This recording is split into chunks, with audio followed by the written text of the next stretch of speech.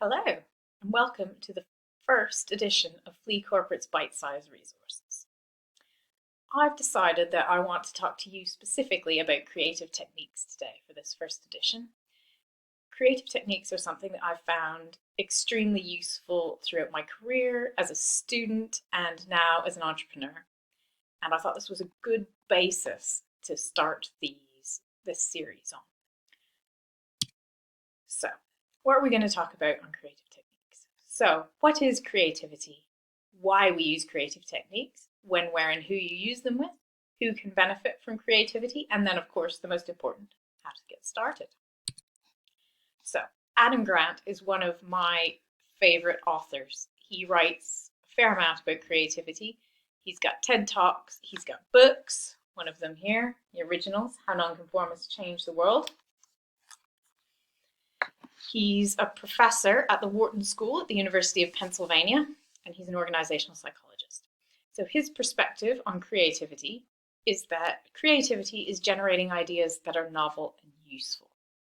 So if you think about the way the world is changing, to keep up with this change, we have more exciting new ways of doing things, new ways of thinking about things, new ways of interacting, new services that you wouldn't have even considered existing as recently as 5 years ago or 10 years ago.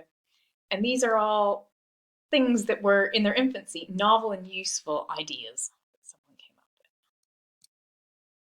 So why? Why do we use creative techniques? Your brain has standard patterns of thought. It has developed these over a lot of period of time, and your brain, it's a creature of habit. It quite likes patterns.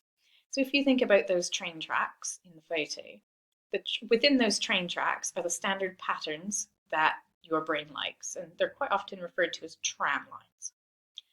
So by breaking free of those standard patterns or wandering off into the woods either side of those train tracks, you are moving to a more innovative space. So innovation, as we just said, is something new. It could be a new way of doing things, a new way of thinking about something, a new product, a new way of delivering a service. Because the world's constantly changing, there's opportunity in that change. You're unlikely to be able to deliver the maximum value of opportunity by doing things the way you've always done them. But by thinking outside your standard patterns, you're engaging your unconscious mind in the creative process. And your unconscious mind quite often can draw parallels and pull together ideas that your conscious mind, within its tram lines, wouldn't even think of sticking together. So, when can I use creative techniques? I use them regularly in problem solving. You can see a bit about it in my blog about how I'm trying to create this new business in the online space, where I'm getting my idea generation from, how I'm exploring issues that might come up or issues that I might want to form a business around, gathering information, how I can prioritize what's the most important thing to focus on first, and things like product development. And you can use creative techniques by yourself. You can use them with groups of people. You can use them in a small group of one or two. You can use them in a large group. I've used them personally in school. I've used them as part of my MBA. There's a fair amount of information if you were to have a quick web search on GCSEs and A-levels using creative techniques for information retention and studying for exams.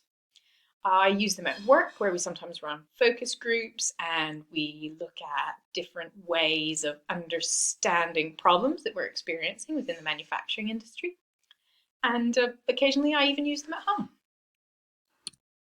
So how do you get started? Well, conveniently, we already have, because one of the techniques I've used as the basis of this presentation, and it's called the 5 W's and an H. It is a technique that you'll probably have encountered in things like journalism, in writing. It makes sure you capture all of the issues when you're writing a piece for a newspaper. It's also used as a series of questions to make sure you've uncovered everything that you want to uncover when you're looking at a problem. There are a few things to be aware of when you're using it, though. You may have to be iterative. So just because you've answered one why question doesn't mean there aren't a number of other who, what, when, where, why, how questions that you want to be dealing with underneath this. And you can also combine it with other techniques. So if you're mind mapping, for instance, or drawing rich pictures, you can refer to my blog on visual creative techniques for examples of how I've done those in the past. You might find that to stimulate ideas to put onto your mind map or to put into your rich pictures, you will want to go through who, what, when, where, why, and how.